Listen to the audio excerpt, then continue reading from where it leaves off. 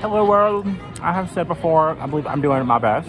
I'm doing the best, and it's never been done before. And I wanted to do another video. This is a supplement or another part of my documentary, which I really hope to finish uploading. I got to finish editing it, upload it, re-download some part of it. There's still some things I have to do, but I did get a large chunk of it done. It's called Forever Westward, Journey Onward, something like that. And what we're kind of going into is a best or nothing day. Today's the best day. And I'm kind of in a, what I call, there's, when you're homeless, and I've been homeless for 522 days, there are different, everything always changes. Everything's always changing, and there are varying levels of how safe are you, to what degree of safety are you in, how good are things, and I've became this close to defeating homelessness several times. But right now, what I want to get into is what I would call a nowhere to go zone. So 2 days ago, I was aware where I usually stay. Someone told me, hey, I'm going to need you this time during the Super Bowl. Can you be somewhere else? We'll get into more of that later. But that's when I started looking for where can I be spending the Super Bowl at with other people I know, people that have been homeless before, my friends. I've reached out to about 10 people. Right now, there is somebody who reached out to me, another homeless man who is in the next town over, Aurora, and we're trying to secure a spot to go hang out and spend the rest of the evening. That's kind of what's going on right now. But I'm in a nowhere to go zone, as in it's Super Bowl Sunday. Nobody here in Denver has completely confirmed, yes, it's okay for you to come spend the Super Bowl with me yet. And I've been trying for 48 hours. Now I'm doing this video because Union Station is a great place for me. It's a great place where I spent a lot of time last winter. It's where I did the majority of the documentary. Already uploaded on YouTube, called Forever Westward. This will be on the playlist as well. That was done about 2 weeks ago.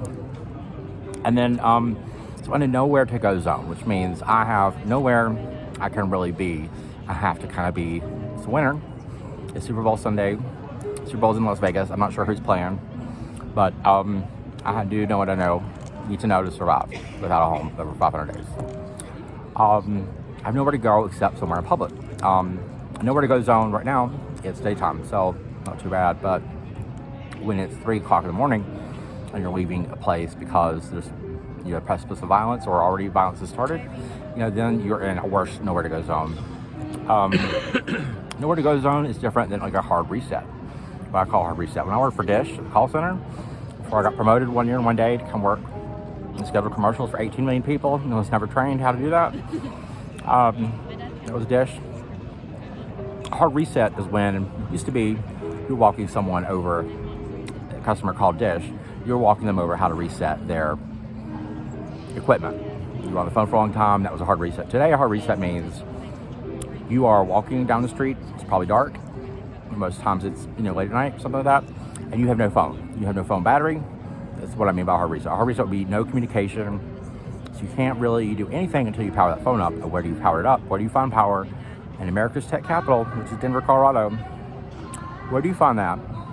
Only place I know you can find that outside, 24/7, 365, would be at 17th California Street. So the Department of Labor and the Hilton, there is a little kind of like forest station, and they have 2 power stations that you can use. You can't use them for very long because there is 24/7 security, and they will come over and say, what business do you have at the Department of Labor? But you can, at that place, at that location only. It's the only place I know for sure.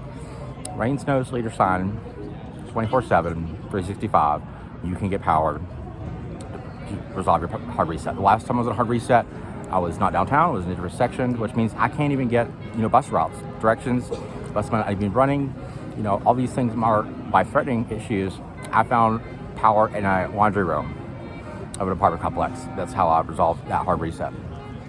But then there's one more I'm going to name. There's probably many of these. If you're homeless, you probably could think of other things, emergencies that are like your life is under severe risk. But this would be called, I would call it nearly dead. Nearly dead is when I had to survive interstate kidnapping. I was kidnapped in West Virginia, 2 blocks away from the state capitol at a Taco Bell. I went on a date 3 times, 8 years before that, with a man, him and his new boyfriend, and I was like, I just need a place to stay. Somebody I knew from 8 years ago, I said, we'll come get you. The new boyfriend was a crazy one, and I was, later that night, walking back to West Virginia with bloody feet. No jacket, no cell phone, no method of buying anything. They took everything. Yeah, I was nearly dead, and I survived it. I did report that to the police, and when I went to the police station to report the phone stolen, that was the reason. The main reason I was trying to get a new phone replacement at the store. I did call my brother during that time, and he was also the brother that drove away from me while I was homeless in 2016 when my father made me that way. His ability to care is just not there. And so, really did. I did report that to the police, and they said, we're about to close, honey. So there might still be crime going on if you close. And they're like, well, they didn't care either. So, you really did is when you have no phone at all, no way to buy anything, no jacket, no coat. That's the situation I was in after kidnapping. I made it back to Denver, Colorado with my tax return for the money I already earned the year before I went homeless. Well, the year I've been homeless since September 8th, 2022. It's like February 7th, something like that right now. 2024. Yeah. So let's take stock of what I've got. First,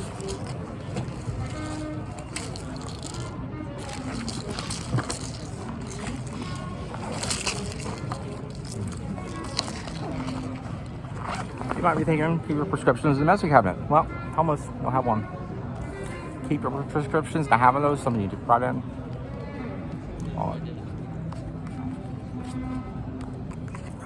Alrighty. It's supposed to be a driver's license. Someone messed up the voucher, so I've got to go get another voucher. At the DMV, they told me if you, because I got robbed 10 times, they said if you just have $33, we'll turn you to a driver's license right now. They checked the wrong box on a pen and the voucher, have to go redo the process, go get a voucher, then go back to the DMV, have an appointment, everything like that, better be on time. I have health insurance card, Medicaid. This is a backup clarity card for going to the homeless shelter. SNAP card, food stamps, a debit card, business card to organization I have, a couple more of those. This is my permanent clarity card. If I lose this, I would have to do a chore to get another plastic copy or pay $1. That's for the homeless shelter. Most important card, library card, another credit builder card for time, and then a Venmo debit card. Also have bus tickets, a lot of these. This is your way to get warm anywhere you can. Also have Lime scooter access free to people in Denver with food stamps and or Medicaid. I had to renew that just the other day. It allows me to have multiple rides per day, 30 minutes on a death trap scooter. When you have logged over 500 miles on a scooter, your risk of an accident, especially in the winter, sky high. I'm at a 16 times higher likelihood of death just for surviving. I've said that probably 300 times on Facebook. And I'm saying today, this goes on Facebook today, this will be the 9th time I have said, if you can get me into rehab, sober living facility, something like that, I will go. Do not think anybody will even try. Even though my family was quoted in the local newspaper one time as saying, modern family embodying the Norman Rockwell lifestyle. That was before my parents divorced. The first time, when your parents divorce, puts you at a 38% likelihood of being homeless. And today, another 22%, and a 60% likelihood of being homeless. For being who I am and what my parents never did, was stay together. I want to talk about the man I'm staying with.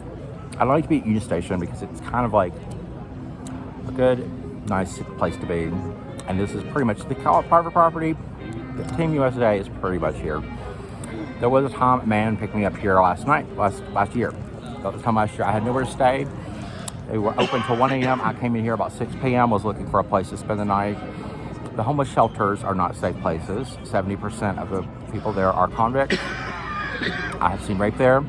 What happens after a rape is 2 females will go into the male shelter office, slam the door and yell at each other. That's all that happens. At church organizations, I have seen someone stabbed, holding their gut with blood coming out of it, and that's all that happens. They just kind of like went to the hospital. Hospital in Charleston, West Virginia is not far from the church that provides that, but that is what kind of care you can expect to receive there. There's actually a time I fled McDowell County by way of hospital transport after exhausting a network. So I was homeless for 6 months, and then I went back to West Virginia where my dad lives, to the poorest rural county in the United States. I found out my father was sleeping with a 7-year-old boy. He left me in a house with no water. I determined I was going to leave McDowell County. Could not find anybody that I knew from when I lived in McDowell County. And I left there in 2019 to come out here for the promotion. I couldn't find anybody that had the means to actually help me. They wanted to. They just, you know, transportation issues, the rural area, not knowing many people, being far away from the people I did know. You could not do it. And I remember a man that I like very much, named Keith. He said, sometimes it just doesn't work out. And I refused. I refused to lower my standards on anything. And I had to leave McDowell County by way of hospital transport, riding my brother's teenage bicycle in the rain at night to the hospital. Was accosted by a sheriff deputy, Officer Vineyard, who told me he worked for my dad. Remember, my dad's sleeping with a 7-year-old boy, and that I should never come back. Well, my dad's never been sheriff, never should be sheriff ever in McDowell County. You know, and it was in the rain at night, going to the hospital. I'm in the hospital, checked in for, I'm bipolar. I've been to mental health facilities before. And I checked in for suicide, knowing that that would be a straight ticket to a mental health facility. Once I was at a mental health facility in neighboring county, Mercer County, Bluefield, I explained to the doctor, I don't want to go back to McDowell County. Can we go to Charleston? Can I get a ride there? I lived in Charleston, the biggest capital city of West Virginia before. They said, sure. So after a week of being needlessly in the hospital, but being safe and warm in the winter, I got a ride to Charleston, West Virginia by way of like a Uber to the hospital, a Telluride, something like that. They were 2 hours late, which means they put me at Charleston, West Virginia's homeless shelter about 2-3 hours away at 7 p.m. on a Friday night. Case managers, case workers are not there to intake, which means the Uber drove away on the street again. And that was the care. Remember, I had just checked in the hospital for suicide. That is the level of care you will receive in this country, the greatest country in the world. The Uber will drive away. The homeless shelter will not admit you. You cannot be there. It's just you have to wing it. So I did. You let your kids see that person. It's 29 degrees here in Denver right now. This is kind of balmy weather compared to what we did go through just a few days ago. When like below zero, like when it's like negative 11 degrees. Hey, I'm homeless. Frostbite sets in very fast.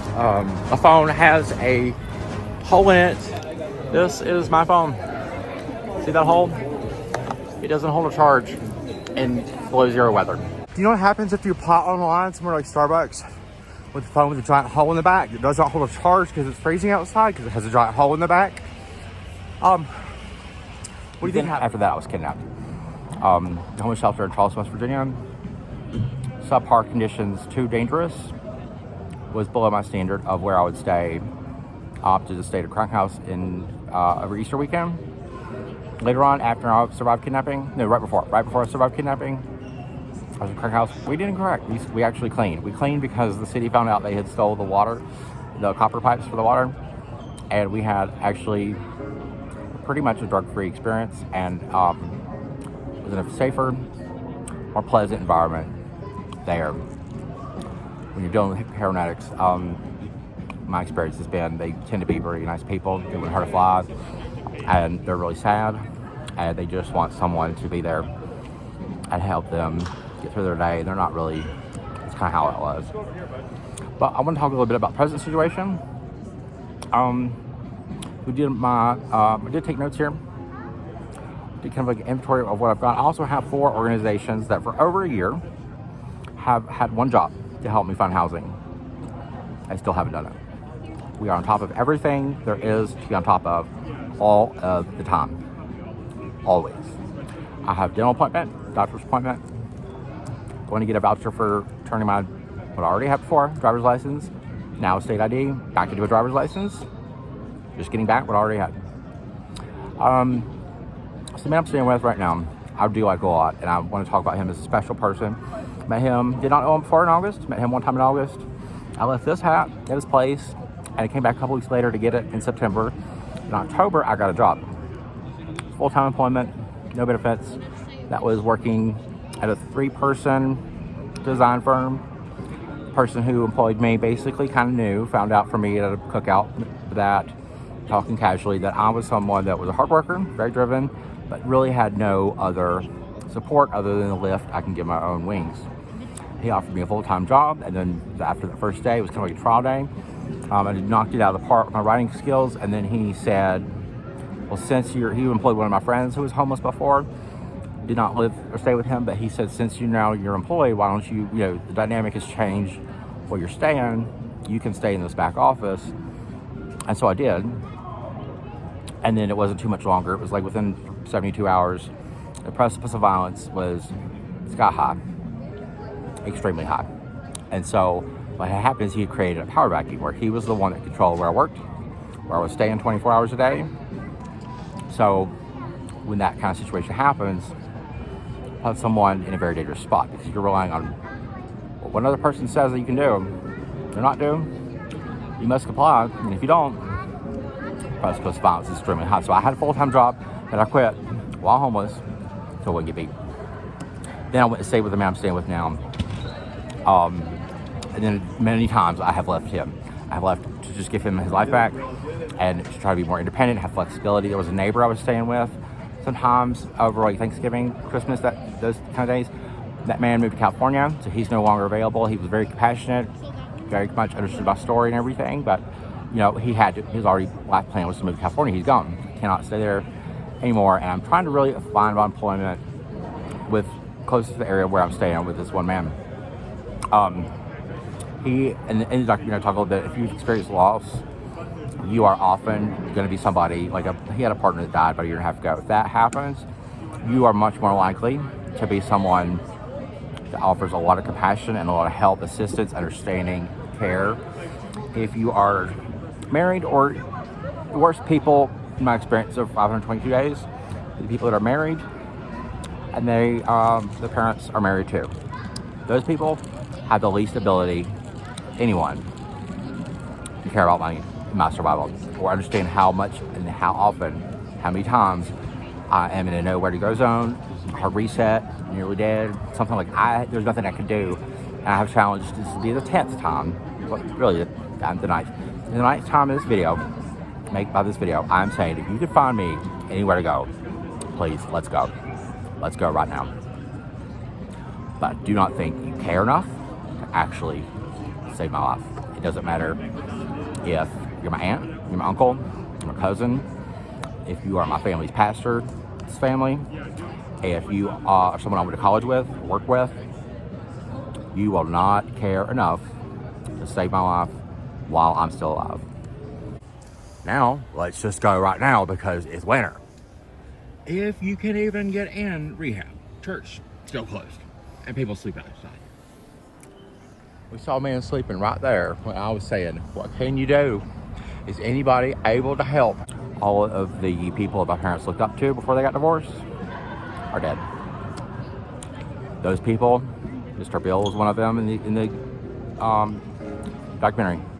They were older in life back when I began life, and they're no longer here. It's one of the sad things, because I think that Mr. Bill, I want to say, if you get to see me right now, sit right next to me, he would be like, what is going on? I can't believe this. What do you've been homeless for 5 and 4? He would, I think, be like in the flesh, this will all go away like that. Second video. I said, Mr. Bill was around, he would have said, enough of this right now. All those people are dead. So in October, I worked a full-time job, and I left that job because it became violent. I knew that it was never going to work out there. I was never going to be successful enough. I was going to probably walk out of there beat up. But I left before that happened. I still have my birth certificate and social security card. Colorado Legal Services is a place that will help you obtain that if you're homeless. But if you have it, if they help you reobtain it, they will actually not store it for you. So the only person I know to help me store that is with the man I'm staying with. I'm trusting him with my social security card, birth certificate. I've had that stolen, and I've retrieved it, and then I've accepted full-time employment elsewhere before. Within 5 days, I accepted a full-time job with benefits, went to the employer, and they said, the manager hired you is not here. We don't know what to do with you. They rescinded the offer after a computer issue. It had nothing to do with me being homeless. They didn't even know. But I actually did accept full-time employment with benefits. Was never able to start. Continued to interview with the company at another location. It is just a dead wall. Cannot happen. We also think about, like, I've applied at Taco Bell, Subway. Sorry for the interruption. I just had to include this. I'm editing. When I apply at somewhere like Taco Bell, Chipotle, Subway, Jimmy John's, these places, applied when I had somewhere to stay in that section of town. The ideal section of town for me that I've always wanted to stay at is East Colfax in Denver, Colorado. It's just where I belong. And when I applied there, I was there, and then I actually had a hotel room for a voucher. I applied for that in October, got that at the end of December. So then I was, on the way to the hotel, following up on the job. You call those places, and I don't know if you're a certain age, you may not be able to understand this. You call those places, you cannot talk to the person, a real person, not even a real person at all. You talk to a robot, and to go to those places and follow up in person, that is a 2-hour bus ride one way. So just to go talk to Taco Bell and say, hey, I applied online and I'd like to continue following up, which I did, it's a 4-hour commute in the winter to get back to work. That's what, and all that has already happened. I need a place that will offer direct deposit. It gives me a $200 credit for, overdraft withdrawal, and then I can replace this phone, which I absolutely need to stay alive. Because, like I said, I've seen multiple people. Ben picked me up here last year. Picked me up. He was kind of this fancy homeless. He had a hotel room and a vehicle. He picked me up. It took 17 degrees outside, snowing and windy. He picked me up within 20 minutes. That time, in the fall of last year, and lost his vehicle. Then he lost his phone. Then he lost his life. Within very quick. It doesn't take too long to lose your phone and then your life. And I've seen that happen. There's another time here. Met another person here at Union Station. They didn't have a phone. I had an extra one, a backup, an iPhone 7, very old one with a very bad battery. That allowed him to find somewhere to stay that night, and it was cold and snowy that night. That's how much you need a phone if you don't have a home or family cares. So I've already defeated homelessness once. My father made me that way in 2016 when he picked the wrong person. It was my uncle that was stealing money, cash to buy crack cocaine, not me. I was the one that started the argument. I said, he needs to go. My dad said, you need to go. He took my phone, expelled me from his home. I survived after 37 days. Didn't tell many people about that experience until last fall. That's when I kind of blown the lid out open, and I said, my dad no longer knew the difference between right and wrong. Since that time, my dad went to WV Medicine, came out with a quadruple open heart bypass and titanium, and then he went to January 6th. Then he erased his phone's location data only on that day, and now he says he wasn't there. He's also sleeping with a 7-year-old boy. He abandoned his home about in April 2022. I told him I was homeless on September 8th, 2022, our first day. He waited until Christmas Day 2022 to reach out to me. It was about this time last year, at the end of January, I went back to West Virginia, survived the interstate kidnapping. By April, I was back here in Denver and trying to defeat homelessness every single day since. That's how hard it is. And I want to say, after my dad made me homeless, the next things that happened, order of the facts are important. I allowed my dad and I to accomplish his dream and go to 5th Avenue on New York City, where we had said in 2012, let's pursue our goals, let's go to New York City. We did. We had one art gallery take us extremely seriously. He was thus close to getting in. They said, if you come back one more day on another day, we'll probably get you in. That's how close we got to accomplishing my dad's ultimate dream from the poorest rural county in the United States, McDowell County, West Virginia, to 5th Avenue in New York City. We were that close. We were already there. And when we were there, we were out actually happy on the way back, driving back to New Jersey. We were saying, let's go back again. I want you to understand, my dad already made me homeless though. I allowed that to happen. Also, what I allowed to happen was working with my dad when he decided to run for county commission in 2018. And then he had an open heart bypass. And then he recovered enough in the community to think it was very much, I loved my dad like Nancy Reagan loved Ronald Reagan. Okay? Different issue. With Ronald Reagan was his mind, my dad was his heart. But I put my dad in the spotlight well enough. The whole community thought he was back. This is the part I will never stop saying, okay? This was my dad on his best day ever after West Virginia University put titanium in him. Whatever it was you loved about Tom Acosta died at Kroger in 2019. This is my dad being pumped up with love from me, directly from me, the man he made homeless before, his firstborn son. That man was a product. He already had made me homeless. He no longer knew the difference between right and wrong. Then he went to January 6th. Now we're done with this. This means I've been homeless for 522 days and he's sleeping with a 7-year-old boy. Backing up. We already went to New York City. He already made me homeless. I'm the engine of this family. My dad lost the election, but it was going to be a position where he would have to go to 2 meetings a month. He would have guaranteed income for 6 years. He would have had health insurance. I was going to be safe enough to leave West Virginia and know my family was going to be in the best possible shape if I did my best. And I did. He did lose the election, but he did sell the community on he was back enough. He wasn't. He was January 6th. Now he's sleeping with a 7-year-old boy.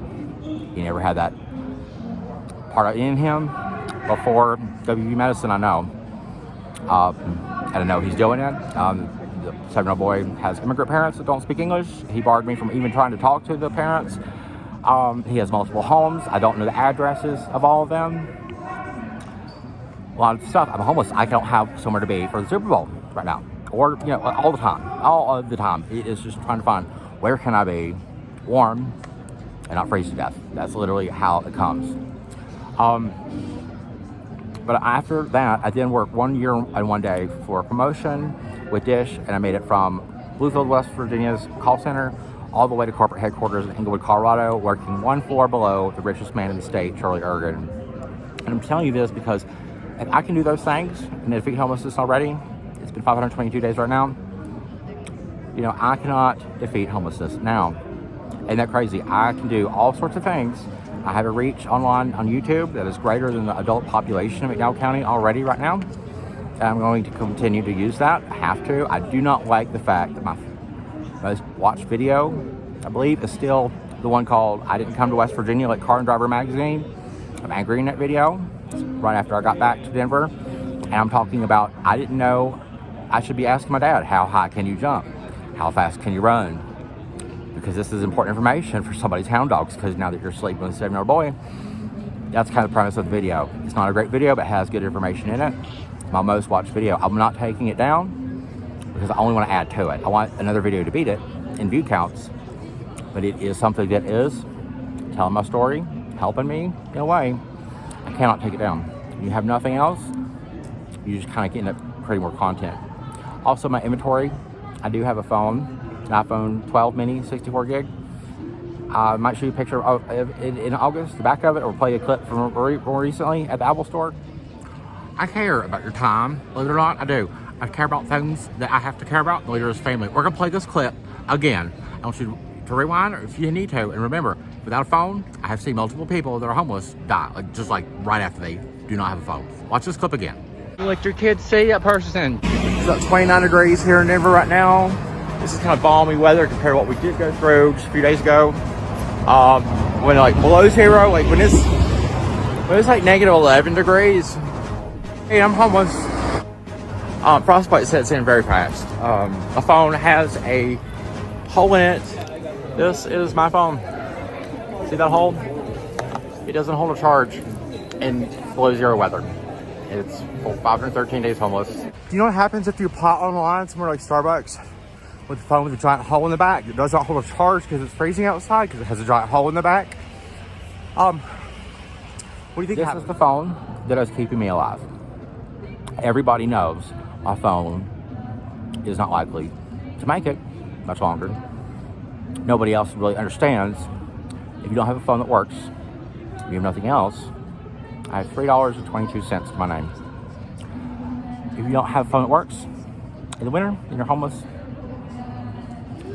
you'll die. You will be dead.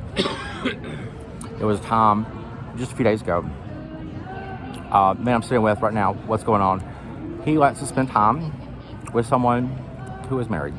And I do really want to talk about most of the good things, and just that sometimes he does need, I realized I'd have to give him his life back. When he wants me and asks me to not be there at the Super Bowl, I have to just respect that.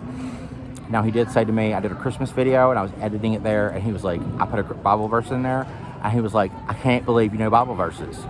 He said things like, you actually have morals.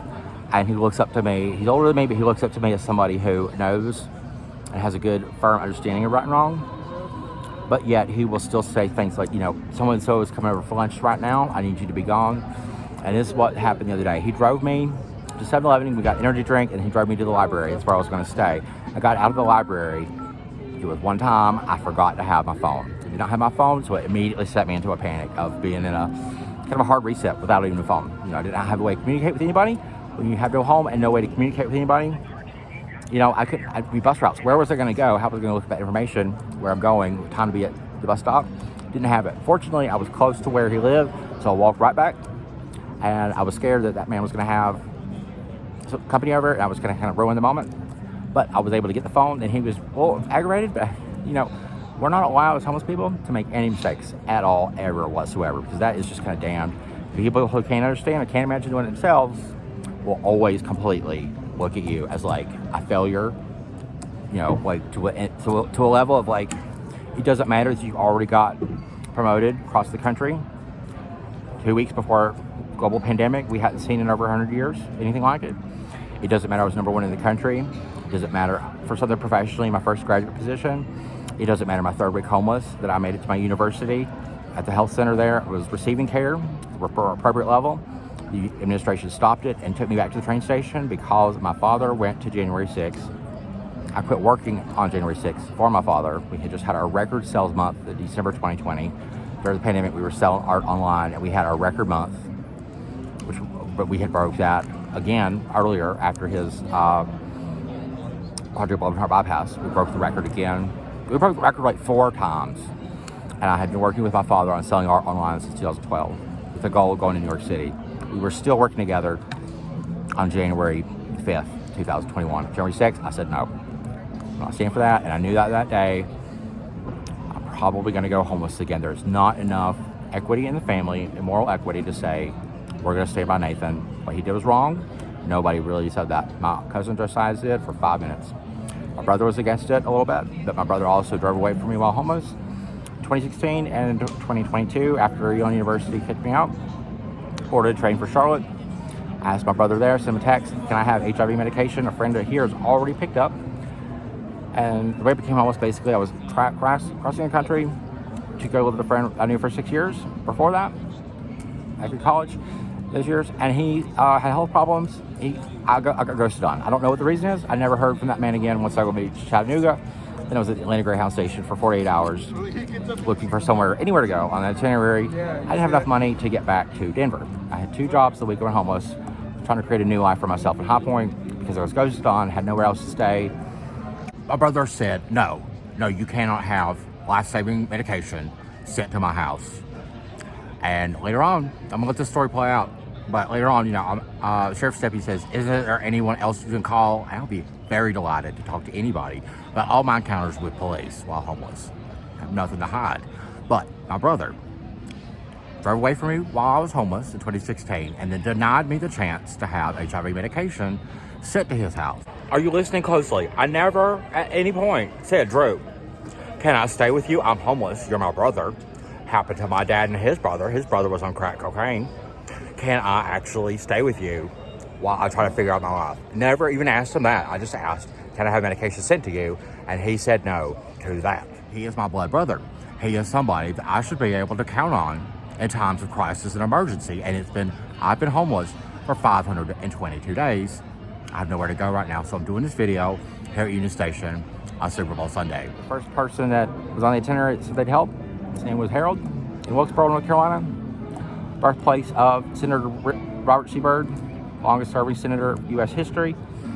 His successor, Senator Joe Manchin, has my Uncle Michael painted in a portrait. This is a state treasure that is been deemed a state treasure, I believe, by billionaire Governor Jim Justice, who has taken my picture with my own camera phone years before. That painting, my affiliation to it, I believe belongs in Wilkesboro, North Carolina. This is something, a crate that my father created less than 24 hours after the Upper Big Branch mine disaster. It's dedicated to those victims and their families. This painting belongs in Wilkesboro, North Carolina because it's where Robert C. Byrd lived. My dad has an affiliation with artist Ward Nichols, who has been there. It's where my father created his art career, or where it started. It's where I was homeless, where I was rescued from being homeless. It was where I was hitchhiking and walking down US 421 to get to my university. that would later kick me out for my father going to January 6th. That was the only reason. The only reason. And that's something me and Elon University will be dealing with for as long as I'm alive. Period. At this point, like, people are not able to understand why I do not give up and how I know the difference between right and wrong. I can make it 1/4 below the richest man in the state of Colorado after defeating homelessness and taking part in New York City after he made me homeless. But I cannot defeat homelessness right now. I cannot get the community to care enough. There's not just me hurting, there's a 7-year-old boy hurting. Nobody's protecting him. The parents are of immigrants. They're immigrants. They do not speak English. This is completely still going on. I have no reason to believe it's not. My father never contacted me after he left me in a home with no water, and I left it. A bicycle in the rain. But I realized I need to give this man his life back. It's just the best thing. It's the best thing for me. He believes in me. He sees that I'm trying. Can't imagine really what I'm going under. And I do ask, we have conversations sometimes. Well, like the day I was going to the library and left the phone. Here's what I want to say here. I cannot get any person on this planet when they learn about the situation and I say, what would you do if you were me right now? Nobody, not even a homeless person in Denver, someone's gay, someone very much like me. Nobody actually knows what it is I should be doing right now, all of the time. And this man is doing the best he can. He has no clue what I should be doing all of the time. And then I got back to the library and I'll continue doing some drop things. But I remember asking him, you know, it's important for me to have a relationship with him. He knows I'm doing something all the time. And this man quit his job about the time the partner died. He's experienced grief and he did work on that. I understand that. He hasn't worked. And now he's, you know, spending his time married man. I don't like that. I think it's wrong. I kind of want to ask him questions like, do you think this is going to really, don't you think you should be going back to work? Trying to? You know, he has a really hard time being able to really call me out on doing anything because I'm always trying something all the time. He just dropped me off at Union Station. And, you know, I told him on the way, the last thing I said to him was, yeah, it sucks that my SuperBowl memories suck. But, you know, when I have no family support, this is kind of how it is. And given his present situation, what is he doing? Do you remember what he's doing? And it's just like, he doesn't even see it. He's the person that's helping. We can, you know, in this video, if you're watching, you've made it this far in the video, you might not like what he's doing. You might agree with me, that's the right thing to do. He is the only one helping, and he is still unable to see he's probably hurting someone else in the future. He doesn't even realize it. He will never get that. I have to do whatever I feel in my heart. I've got to follow it. My heart is saying, go ahead and put this video up. It's the right thing to do. If I have to survive without that man, I'll just be surviving without that man too. You could help. You know, I have to do this. He was saying, I'm sorry your SuperBowl memories suck because, you know, my SuperBowl memories are every other weekend crossing 2 state lines. We were at Mom's house for 2004. We saw Janet Jackson on that one. But last SuperBowl I really remember watching with my dad would have been 1997 with the Green Bay Packers. You know, when your family gets divorced, you never get over it. How can I? Right now, I have nowhere to go. I've done all I can do. I've asked 10 friends, waiting on one more. Now I'm warm here at Union Station doing a video. I realized I need to give that man, even though he looks up to me, I know Bible verses, I know just right and wrong. It's important for me to kind of have that boundary and say, you know what, you're giving me most of what I need, most of the time, better than I can find it anywhere else. I have to kind of maintain a relationship with you, even though what I think you're doing is absolutely wrong, even though I think what you're doing could probably put someone like me in the future in the same spot, even though I think that you're probably not going to ever have the kind of relationship I think that you're wanting or desiring with this person. He's already married. What's he going to end up doing to you? It's very frustrating, but you have to understand, nobody else out there is helping me either. He's the only one right now. So tonight, that's where I'll be staying. So if you want to judge him, what are you doing? I'm thinking about all the people I've ever known in my entire life on the East Coast. I know you can help right now. It's still time for you to help right now. It's still up. Last thing I want to say in this video. Did you know, could you tell, I'm under the influence of crystal meth right now? You know that? Let me tell you why. We gave it to, Hitler gave it to his soldiers in World War II. I think in World War I they had it too. And then the American British troops gave it, they had it too. It puts you, a couple reasons why I'm telling you, disclosing that. One, I want you to know. Second, this is the night time in this video. The nighttime overall, but this video is the nighttime I'm saying it. You can find me a place to go to escape homelessness, drug treatment, sober living, something like that. Let's do it. Let's do it right now. But I bet you don't care enough to actually try.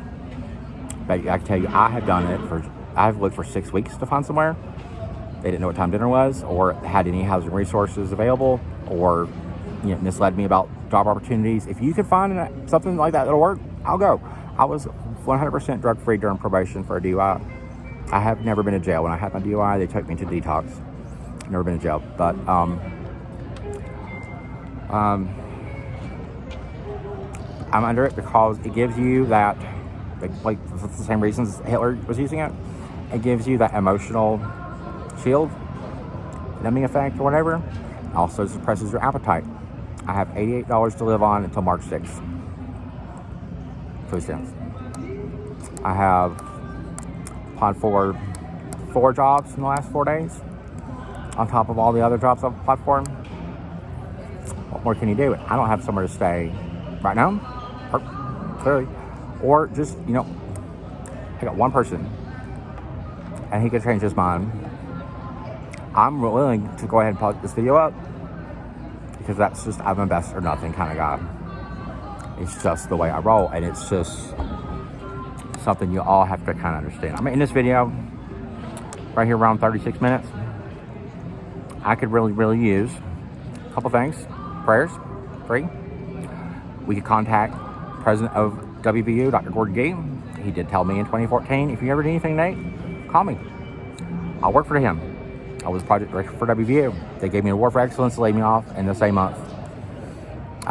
It would be good. It would be worth contacting Dr. Gordon Gee right now. By any ways necessary. I will put that at the end of the video, along with my Cash App, Venmo, and PayPal donation request. I could use help that way. If you can help, send $5. It would be a big help. Really, it truly would. Sometimes I need bus fare. I don't always have bus tickets. There's an issue right now where they're giving me, because I have HIV, they're giving me the disabled tickets, but the bus drivers want a special card, and I've already applied for that, but I have to get that in the mail, which is not where I don't have a home. There's a homeless shelter over there. You gotta stay in line, you gotta wait for, it's just, there's too many parameters you're expecting me to do and nail perfectly all of the time, 100% of the time, to where if you could send $5, it might just help me get on a bus when it's freezing cold outside. Truly. You can also help by, well, I want to tell you, contact President Gordon Gee at WVU Hospital, or West Virginia University, because he told me if you ever need help with anything, call me. I did. My dad ended up making me homeless. After that, I got an award for excellence and laid off in the same month. West Virginia University will be a part of the story. The main reason is because, well, he said that. He never helped. And also because, this is so key, Dr. Gordon Gee was president of University of Colorado at Boulder about the time John Benet Ramsey was killed. He still knows people over here, and I bet that if Dr. Gordon Gee said Nathan shouldn't be homeless, I bet that would just kind of happen, and it already has been 522 days. Uncle's portrait is in Senator Manchin's office and has been for free since 2017.